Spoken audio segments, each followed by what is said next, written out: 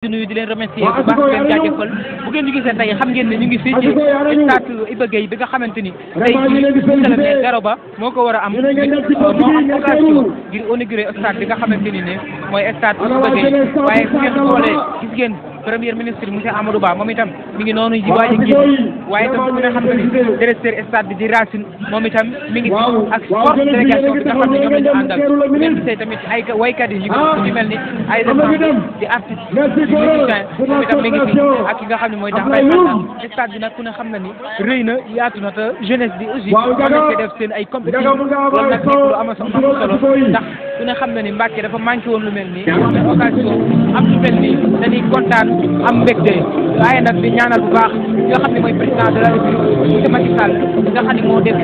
kontaan bu baax a baax waaye nag di remercier bu baax a baax suñu autorités yi waaye di jaajëfal bu baax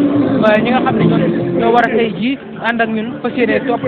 stade bi ci kanam tuuti incha allah dinañ dugg ak yéen xool leen li nga xam ne ñoom ñooy autorités yi jóg leen suñu micro di ñoom itam ñu joxe seen xalaat incha allah ak très bientôt. jëf mbokk internet yi nga xam ne yéen a ngi bàyyi xel Stade TV tey ñu ngi fi ak Mouhamed Kenoun directeur VRT ñu koy ziar. waaw maa ngi leen di delloo ziar di beral d'abord nuyoo population Mbacké ak Touba plus particulièrement région de Diourbel yëpp daal di nuyu ñëpp di sant samay mbokk sportif waaw. en tant que directeur lan nga wax tey ci inauguration stade bi. waaw li may wax mooy li ñu doon rêvé depuis longtemps la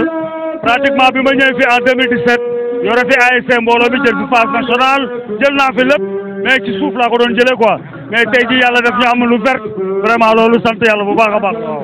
contentement lan ngay wax ñi nga xamante ni ñoom ñooy directeurs yi nga xam ne ñooy ASC classe yi ñu gën a góorgóorlu ndax lu mel nii yombul daal. waaw yombul waaye damay faral di wax tamit liggéey bi xaw na des sax tuuti parce que ak finition bi des na mais buñ ko finiree ñun ñoo moom suñu yëpp war nañ ko mën a defar quoi ba mu rafet parce que nit moom moo mën a sàmm mbiram kenn du la ko sàmmal ku dul sa bopp. en tant que yéen ngi gérer ASC yi yan jafe-jafe ngeen di dund. waaw jafe-jafe moom naka jekk moom aduna amul noflaay aduna moom amul noflaay borom milliard rek ki ñàkk ñoo yem ñun dañuy liggéey rek pour yàlla rek tax ndax xale yi mënuñu leen bàyyi en rade ñuy dem à la débauche dinañ leen jàngal école di leen jàngal football parce que étude ak sport ñoo ànd ñaar yëpp lañ ciy màcc boo ci màccul moom doo bokk sama école man waaw. merci beaucoup Mouhamed Kenoun. waaw ñun ñoo far vraiment di leen remercier bu baax a baax ndax yéen tamit bu dul woon yéen kenn duñu xam yéen a ñuy jàppale yéen a ñuy wane yéen a ñuy tax ñu dégguñu ñu ngi leen di remercier bu baax a baax a baax. Abdou Aziz Diagne entraîneur fierté Abdou Aziz maa ngi lay fay bu baax. entraîneur en tant qu'entraîneur tey lan nga yëg tey ci stade bi. non kontaan rek pour waa Mbacké ak ñu ne te lii ñu def nii ministre Gallo Ba defal ñu ko ak Amadou Ba président Macky Sall donc fierté la pour parce que depuis des années ñi ngi xaar stade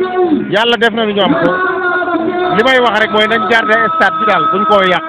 xam ne lii pour ci jeunesse bi yëpp la. d'accord léegi yow jël nga ay coupe la tay ci kaw suuf tey nag nga am occasion nga bëgg sax am occasion ngir jouer ci kaw synthétique. waaw mais ñun moom ay yàgg nañoo jouer ci terrain tartan parce que ay joueurs la ñu woon di football feneen yàgg nañoo coacher feneen yàgg coacher mais nag comme Mbacké lañ dëkk lii ñu ngi koy door am fierté la di ñaanal mu jig ñu suñuy équipe ak suñuy xale yëpp mën ci épanouir ba def ci ay résultats ay professionnel am ci. d'accord lan ngay wax ñi nga xamante ni ñooy directeurs yi wala itam ñi nga xam ne ñooy jiite ASC yi ñu gën a dooloo bon benn ngir lépp lu ñu bëgg ci état defal ko. waaw loolu Mbacké gi yëpp la ñëpp nañ jàpp xam ne loo xàccandoo rek dóorandoo di nga ko am donc tey sa Mbacké bu ñu jubóowee lu ñu bëgg am xëy na nag stade bi mën na tax nit ñi xam ne loo bëgg rek booloo tax ñu am donc dañuy ñaan ñu gën a booloo pour am leneen loolu la. merci beaucoup Abdou Aziz Diagne yan nga ñu tëjee. ak kàddu ngay tëjee. di leen gërëm yéen ñi sonn pour jeunesse bi. yéen a ngi def liggéey bu rafet parce que yéen a ngi tax nit ñi dégg suñuy message di remercier ñi fi teew yëpp parce que métti na depuis 28 heures nga ne fi ba presque 16 heures lañ mu ñëw donc di sant yàlla rek ba. Moustapha Dieng di directeur de stade Iba Gueye mooy directeur bi. dañ nga ñëwoon fii ak teewaay bi ak ci ouverture stade bi ñu bëggoon xam yan yëg-yëg nga am. sant yàlla rek sant yàlla. muy bis bu neex tey d'abord ensuite di bis bu rëy ci soiru Mbacké parce que yaakaar naa Mbacké ko xam histoire am xam ne ci wàllu football yàgg naa jooy stade et depuis 50 ans depuis les indépendances ba léegi Mbacké amul stade de football boo xam ne nii tax na sax ñu naan stade yàgg nañ koo jooy nag yàgg nañ koo muñ aussi ba yàlla sottal ko tey mu doon stade bu mucc ayib ñu tudde ko doomu Mbacké boo xam ne nii def na lu bëri ci sport Mbacké te kon yaakaar naa ne stade bi amul kenn koo xam ne ni gënoon na ko cay yeey tey ci tur bi noonu ndax Iba dafa symboliser woon lu bëree donc loolu lañ yaakaar ne par exemple tey mooy li nga xam ne mooy bànneex bi ñu am tey ci bisu tey bii am nañ ci nag bisu fànn fàttaliku aussi bi nga xam ne bokkoon nañ ci xeex bi fekk ñu ñuy xeex pour Mbacké am stade te yàlla moom leen fekk wuñ tey bis bii tey loolu si suñu xalaat yëpp mi ngi ci ñoom ñu leen di ñaanal suuf oyof seen kaw te yaa xam ne nag par exemple loolu noonu la àdduna bindoo jàpp ne rek par exemple tey stade bi ñuy muurloo leneen loo xam ne ni wax dëgg yàlla defar bi mucc na ayib te yaakaar naa aussi tim kenn moom ko population Mbacké à travers sa jeunesse à travers aussi le mouvement sportif kon nag ñu leen di demander à ce que ñu préserver ko daal. waaw tey ndax mën nañu xam lan mooy xaar ñi nga xamante ni mooy monde sport ñi nga xam ne mooy sportif yi seq diggante Mbacké ak Touba ak ñeneen sax mun naa ni lan moo leen di xaar tey ci stade bi naka lañ ngeen di liggéey ak ñoom comme yaay directeur stade. waaw stade bi moom je crois que infrastructure publique la donc infrastructure publique moom lu ñëpp bokk la donc dañu jàpp ne par exemple tey lu ñëpp bokk dafay laaj aussi tamit ñu déglu ci xalaat ñu ca bokk dañu jàpp ne aussi tamit bu ñu fi tegee dañu fay teg aussi pour ñu sàmm stade bi. mais fexe ba nga xam ne par exemple képp koo xam ne acteur nga say utiliser stade ñu déglu la c'est-à-dire bu ñuy xalaat aussi ñu bokk ci ñay xalaat yaakaar naa bu fekkee nan lañ doxalee duñu mas a am problème donc mu bay doon une démarche inclusive yaa ngi dégg boo xam ne nii pratiquement ñëpp lay boot du bàyyi kenn ensuite ñu sàmmoo ak li nga xam ne par exemple tey muy dëgëral stade bi ñun ñëpp ñu d'accord ci bu ñu ko defee loolu aussi di yaakaar naa stade bi dana dëgër te dana yàgg loolu aussi tamit mënut a laaj lenn lu dul mënut a jaar fenn lu dul waxtaan diisoo lépp lu ñuy def ñu diisoo ko parce que ñun ñoo ko moom tey daw nañ ci 50 ans pour am ko bu meleen leen aussi tamit est-ce que danañ amaat fekk 50 ans danañ amaat lu mel nii donc loolu moo tax aussi day interpeller conscience ku ne pour que ku ne mu jot def ko sa yëf ñu xam ne ñoo ko bokk mais aussi dañ ko war a sàmm loolu moo ci am solo parce que li waa ji doon wax naan boo góorgóorlu ba am benn étoile da nga koy def foo xam ne nii ñëpp danañ ko gis ndax étoile dafa jafe donc kon stade gannaaw dafa jafe te ñun xam nañ ci dara su fu ne dem nañ fa kon loolu la ñuy invité population bi invité jeunesse bi invité utilisateurs yi ak acteurs yi te ku ci ne def ko sa yëf ñun ñëpp ñu bokk ko àndandoo ngay dégg sàmm stade bi loolu daal mooy li nga xam ne moo am solo. waaw tey ban message ngay lancé ñi nga xamante ni ñoo seq sport diggante mun naa ni département Mbacké Diourbel Touba lan ban message ngay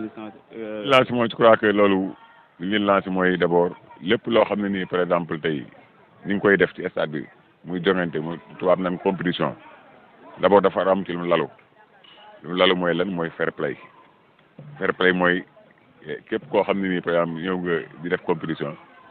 lu am résultat sur le terrain nga nangu ko xam ne dogalu yàlla la soo liggéey wutiwaat leneen ensuite prôner la non violence dans nos manifestations parce que loolu aussi dañ ko war a bannir parce que bokkul ci li nga xam ne par exemple tey bokk na suñu aada bokkul ci sport violence dafa gane sport mais bokku ci donc loolu bu ñu ko defee je crois que lu ne mën nañ koo am ce stade bi aussi danañ ci duggee aussi gën a dëgër ma jàpp ne par exemple tey loolu aussi képp koo xam ne bëgg na lu baax dama jàpp ne aussi ñu ko seexal muy Touba muy Mbacké ñoom ñëpp c'est des jeunes responsables parce que mouvement bi ñi koy diriger aussi c'est des responsables donc man jàpp la ne côté boobu amu ci lu may tiit daal mën naa jàpp ne mën naa ci rafet njort daal. nga ñëwul ci ouverture stade bi naka nga ko jàngete ak lan ngay wax ñi nga xamante ni ñooy dund sport ak ASC yi nga xamante ni ñoo nekk ci diggante Mbacké Touba ak. tout d'abord dañuy delloo njukkal sunu borom di ko sant bu baax a baax ndax moom rek moo mën lii yàlla lu sotti moo ko sottil donc kon bala ñoo def dara nan ko sant gërëm ko bu baax a baax moom sunu borom subhanahu wa taala ndax ci kàttanam rek ci la lii nii amee waaw da koy jaarale nag ci doomu aadama kon ku santut doomu aadama doo sant yàlla donc di gërëm initiateurs yeeg ñi ci taxaw woon ñëpp rek donc képp ku mus a jóg daal di xeex ngir stade bi ñoo ngi lay sant ñoo ngi lay gërëm ginnaaw bu nu gërëmee sunu borom ba pare di wax ne nag lii sotti na comme ni ko président waxee sànq ay ati at lañ ci doon daw yàlla dogal ñu am ko tey léegi nag bu yàlla dogalee ñu am ko tey vraiment nag nañ ko sàmm quoi voilà c'est un bijou c'est un joyau donc loolu noonu dañ ko war a préserver am bas la violence moom amut njariñ football fair play moo ko lal lu salte amul ci sport koo gis muy def lu salte ci sport xamal ni bokku ca da cey jox voilà parce que usine parfum ku cay liggéeyee te boo génnee ñu dari bakkan ndax xet gu naqari xamal ni bokkoo ca da nga caa jox kon sport lu salte néew ci kon ku ñëw di ko fi indi rek da nga cey jox bokkoo ci donc di lancer un appel solennel à tout un chacun ñu préserver lii jàppaat ko xam ni sunu moomeel la ñun ñoo ko moom ku ko ci yàqit sa yëf ngay yàq te xanaa nit du xool boppam di toroxal boppam donc na nit ñi civilisé ànd ak dal bokk ndey bokk baay xam ni football saa soo demee di ko defi ak lu mu mën di doon ñett ci mën a am victoire défaite wala match nul boo ko programmé noonu doo sonal kenn violence dafa xewi xeex ak xuloo ak sànni xeer ak toj ak yàq dafa xewi na loolu noonu ku koy def nit ñi raw nan la génération yi raw nan la bu yàgg baye boo koon nga xaar génération bi nga xam ne fii 50 ans day judd boog ba xam te ñooñ sax gëm naa ni dañ koy dépassé donc na nit ñi dépassé ay violence ak yooyu amul njariñ amul sens lii ñu am ñun ñoo ko moom nañ ko préserver ku ko yàq sa bopp nga yàqal man daal vraiment loolu noonu moo ma ci gën a ñor quoi inauguration bi nag inauguration bi fekkee nan ko rafetlu nan ko kontaan nan ci suñ xol sedd na en tant que sportif vraiment. nan nga gisee ak stade bi ki ñu ko tuddee tur bi muy monsieur Iba Gueye naka nga gisee initiative bi ñu jël ngir tuddee ko stade bi. du chance mérite la suñ papa Iba Gueye mérito na loolu parce que lim def Mbàkke rek jarul kii nit ñi mën nañ ko témoin lim def Mbàkke doy na sëkk pour ñu tuddee ko stade bi man mii